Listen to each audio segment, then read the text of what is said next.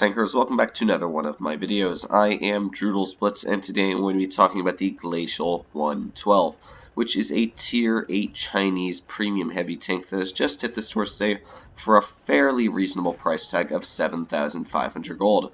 Now, as always, I'm going to be getting into this tank, how to run it, where to run it, and what the armor is like, and of course, if it's worth the gold. Now, to get straight into the bat, I'm going to be talking about the gun on this tank and how the armor profile works, because those are the two most important things on it. And this tank's been in the game for a while. It's been in the game for probably around 3 years, I'd say now, which is quite a long time. And that's a very important number to bring up, because 3 years ago, tanks did not nearly have any penetration compared to what they do nowadays. As most of you guys know, or at least some of you veterans, is that, the IS-6, as I've said in some other videos, only had 175 pen, and that was the good gun on the tank at the time. It didn't have the 220mm penetration gun, and that was the same for the Glacial. It only had a 175mm penetration gun.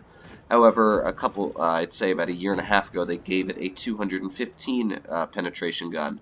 However, the tank never got better armor, which is one of the downsides of it, because when the tank first came into the game, it had a very, very, very overpowered upper plate, and it's still very overpowered, being around 280 millimeters thick.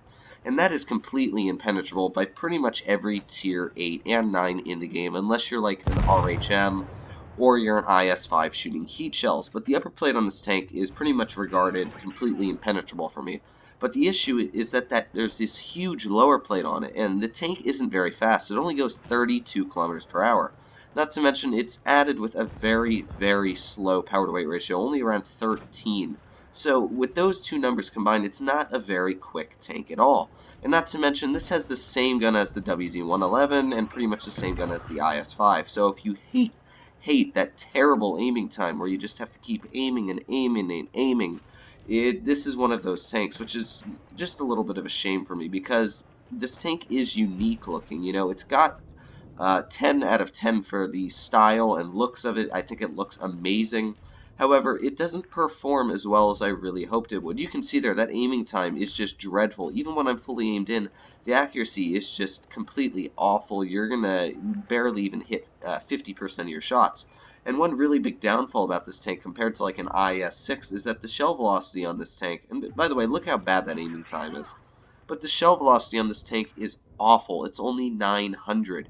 When you compare that to an IS-6's 1400, that is 500 difference. That is over a 50% difference.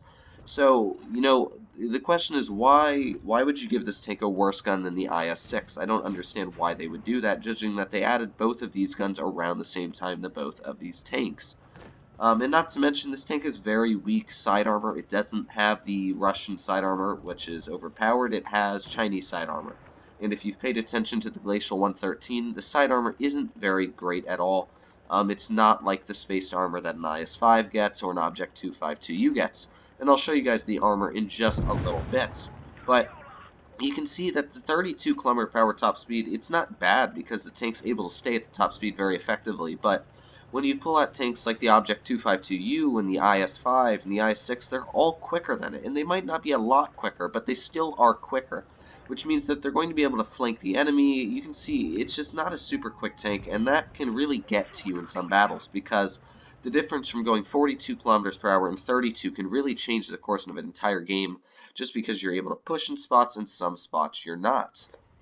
And when taking a look at the armor profile, you can see that upper plate is just completely red. 275, 285, and by the way, that's with APCR rounds. If you load heat, it's actually 300 millimeters thick without shell normalization, which means you still need 310 average heat penetration to be able to effectively even have a chance of penetrating that upper plate. So it is a very, very strong upper plate. If you didn't know, it's actually the same upper plate as the Tier 10 113. So it's definitely a very well armored tank. However, you can see that there are some blaring weak spots, and that's what really ruins the excellent armor for me in the tank. As you can see, the lower plate is only 111 thick. Like, that means Tier 7s can penetrate it. Tier 5 could actually penetrate the lower plate very, very easily. And that's one of the major downfalls with this tank, is that lower plate is just so weak, you're not able to do anything about it. You really can't hide that lower plate if you're going to be showing that upper plate, because this tank only has 6 degrees of gun depression. So it's not like you have a very good amount of gun depression. Now the turret is very well armored. You know, it's sitting at almost 300 millimeters thick, even on the cheeks of it. Very, very well armored. But again, you can see that the top of it has these blaring cupolas. They are huge.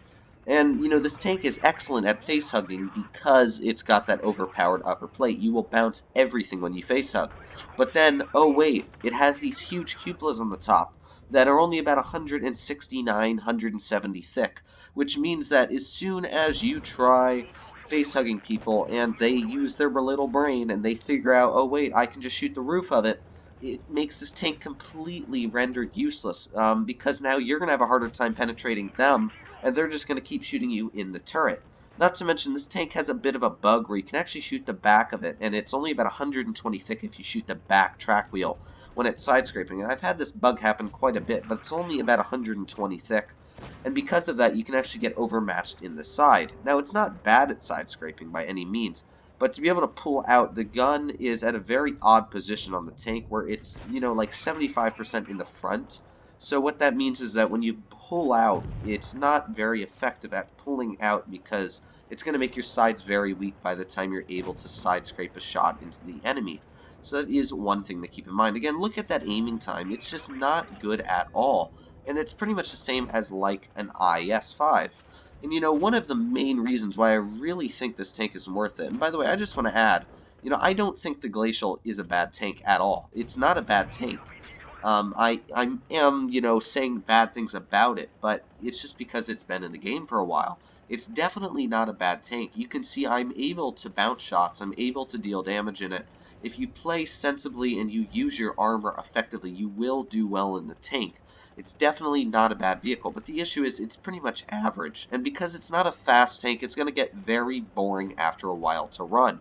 And meanwhile, I haven't even touched on the main reason why I really think the tank isn't worth it, and that's because of the WZ-112-2, which is pretty much the Glacial's older, more handsome-looking brother. First of all, the 112-2 has a better armor profile, in my opinion, because what it does is it takes some of the armor off the top of the tank and it actually puts it at the bottom. You know, the upper plate's still sitting around 270 millimeters thick on the 112-2, but now the lower plate's sitting at around 190 millimeters thick, which means now Tier 7s are going to have a very hard time penetrating you. Not to mention the 112-2 has very, very thick sides, so you can actually angle the lower plate to about 200 millimeters thick on the 112-2 and the upper plate to about 284, still having impenetrable sides. The second thing about the 112-2 is that its turret is very, very well armored, even more than the Glacial, being around 320 millimeters on average thick, even in the cheeks of it. And not to mention, the 112-2 has no cupolas whatsoever. You're never going to have to worry about somebody shooting you, so you can easily face hug with it and take out your enemy very, very efficiently. Not to mention, the tank's turret is right on the front of it, which means that you can easily pull around the corner, snap your shot in, and back up, because the Glacial's hull is a very, very aggressive angle, compared to where the 112-2 is a very short amount of armor angled, but it's a thicker plate. So what that means is you're having around the same upper plate as the Glacial, but yet it's not as much sticking out so that the turret seems it's closer, so you're able to pull around a corner very, very quickly. And not to mention, this tank goes 42 kilometers per hour forward, which is 10 faster than the Glacial, and it goes 20 backwards. I think this is the quickest backing up, you know, Russian-ish tank like the IS-5 and the IS-6. I think this backs up the quickest out of every single one, and backup speed is a huge factor. Most people don't know that, but backup speed is very, very important, because when you shoot, you need to be able to back up quick enough so that you don't get hit back. And this tank is excellent at doing that. So, to be honest, the 112-2, in my opinion, just makes the Glacial pretty much rendered useless. And, you know, the Glacial, again, even compared to like an IS-6, the Glacial still has a worse average win rate. It's still above 50% at around 52.5%, but the IS-6 is sitting at around 54%. So it's still not really a great tank to be using. Now, am I saying don't buy it? No, I think it is a fun tank. I think it looks nice. If you want to add it to your collection, feel free to do so. It's still a good tank to play. I'm still able to sustain an easy 60% win rate in it. However, the 112-2, I'm sustaining almost a 70% win rate in. It's a very, very good tank. So in my opinion, if you are wanting to get a Russian-ish tank, I would go for the 112-2, as that is my favorite out of all the ISs and WZs at tier 8 being heavy. So to be honest, as I said, Glacial's not bad. It's just that I feel that it should be a little bit better maybe in the gun statistics, or maybe just the lower plate buffed to like 180 millimeters thick. But I hope you guys did enjoy this video. As always, make sure to smash that like button if you did. If you didn't, let me know why you like the Glacial or why you don't like the Glacial. And other than that, guys, I hope you did enjoy the video. I'll see you in the next one.